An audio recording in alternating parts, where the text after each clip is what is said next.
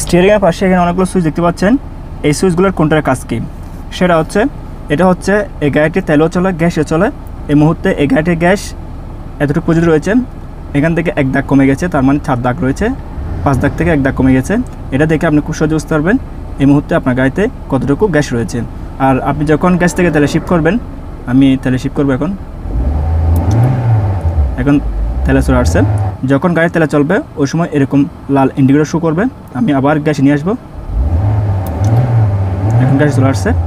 এরপর এখানে আরেকটি সুইচ রয়েছে, হেডলাইটের যে আলো রয়েছে, আলো আপনি উপর এবং নিচে করতে পারবেন ঘুরিয়ে ঘুরিয়ে আপনার মতো করে।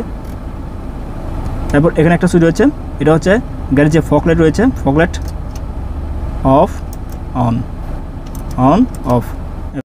এবং এখানে 3টা সুইচ রয়েছে। এই 3টা সুইচের কাজ হচ্ছে গাড়ির যে লুকিং মিরর রয়েছে বা সাইড মিরর রয়েছে, এগুলো আপনি অ্যাডজাস্ট করতে পারবেন ডান পাশের এবং বাম পাশের। এই লুকিং মিররগুলো অ্যাডজাস্ট করার জন্য এই সুইচগুলো আপনাকে ব্যবহার করতে হবে। এটা দিয়ে আপনি উপর নিচে করতে পারবেন, ডান বাম করতে পারবেন। আর এটা হচ্ছে লেফট সাইডেরটা, আর এটা হচ্ছে রাইট সাইডেরটা।